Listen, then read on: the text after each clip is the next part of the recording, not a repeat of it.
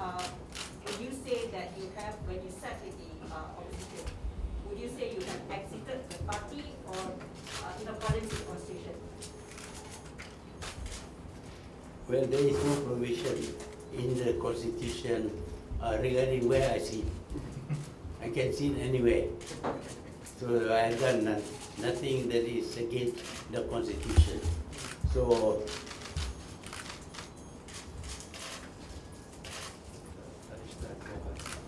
yeah, that doesn't mean that I have left the party. I can sit anywhere in parliament. So what about all the other MPs who sat at Perikatan? Would you consider them having left the party? Or they also can sit anywhere? Who? The rest of those Bersatu MPs who are supporting. Well, they can sit anywhere, but I noticed also that one of our members was given a seat in the government bench. That doesn't mean that he supports the government. He has to make it clear. So sitting where you sit is not a cause for sacking. What is your next move to address this termination letter? Well, we have been denied the right to speak in Parliament. Now, Parliament is created for people to speak in Parliament. When that sitting was held, the members were not allowed to speak. We are still disputing whether it is a real sitting of Parliament or not. Because if it is not, and if the first meeting exceeds the period of 6 months, then it will become invalid. So at this moment, we have not been able to establish that yet. But that sitting is denies the essence of democracy. The essence of democracy is that the people who represent the voters, the people must be able to speak. But this very meeting is very funny because it's confined to just hearing the king making a speech, and we were not allowed to do the usual thing, to debate the king's speech, which is our right. So our right has been taken away from us, members of parliament who are elected by the people, have not been allowed to exercise their right. Strictly speaking, this is wrong on the part of the government. They have no right to deprive us of our right to speak. Giving COVID-19 as an excuse is not valid, because at that time people were already allowed to move around, to meet, and many places to have meetings. I believe that Sabah punya state government had a 3-day meeting. Nothing happened. They were sitting quite far apart, of course. And in Parliament, we were sitting quite far apart for 2 hours. No record of any one of us getting infected. So if we had sat for 10 hours, 8 hours, or whatever, we would have time to debate the speech regarding the vote of non-confidence.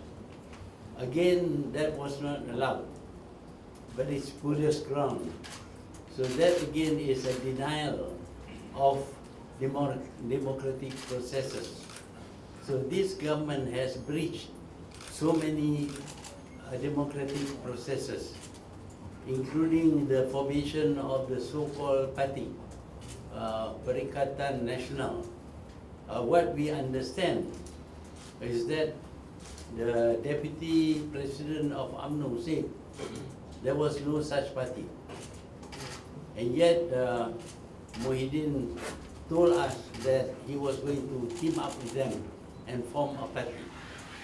So that also is not proper, because he should have told us the truth.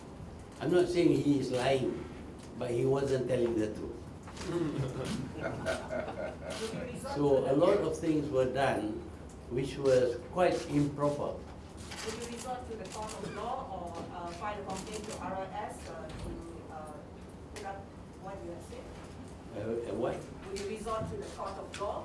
Or Yeah, we want to, but we have to think very carefully because we are worried about the recent sentence passed on this money launderer.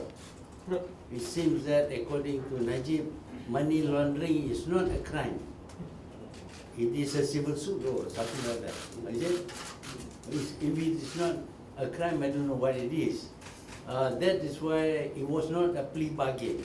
It was just a special arrangement in favor of the stepson of Datuk Sri Najib. So we are now very concerned about going to the courts because we might come up with decisions which are unusual. But of course that is going to be the new normal. The new normal is quite different from the old normal. We are people belonging to the old normal. You see me, I'm already 90 years old. So I belong to the old normal. But new normal is very difficult for us. would you file a complaint to ROS? Sebenarnya, Would you file a complaint to ROS? well, we are thinking about that, but the ROS has come out with some statement which I think is unprecedented. Apparently, the Setiausaha Kerja wrote to the ROS to give his side, the ROS side of the story. And the ROS of course decided that I am not the chairman of the party anymore. But we have rejected that finding of the ROS. So now we have to be very careful about referring to people who are, well, strong people in the government. Anything else? So, you have said before that Tan Sri Muhyiddin took Bersatu out of Pakatan Harapan without the MPK's approval. So, would you consider this as leaving the party? Would you sack him instead? Yeah, we will to sack him. But when we want to sack him, we'll have a proper sitting of the Majlis Kepimpinan Tertinggi.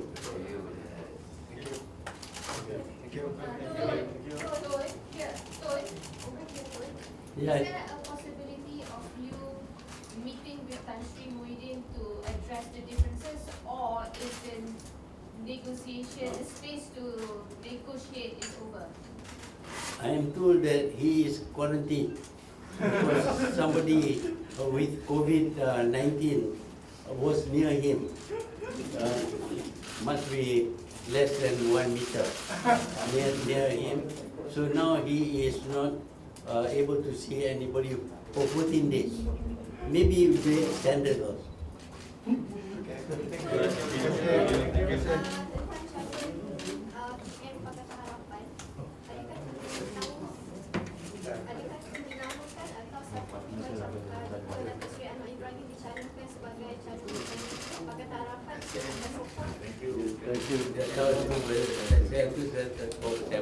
Okay. Okay, thank you, thank you.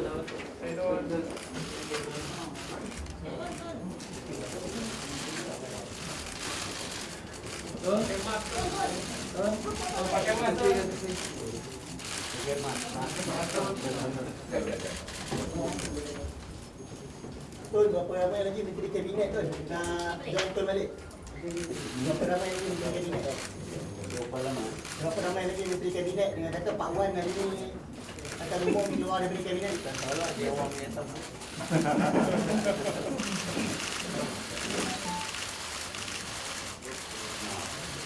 Nampak ganti.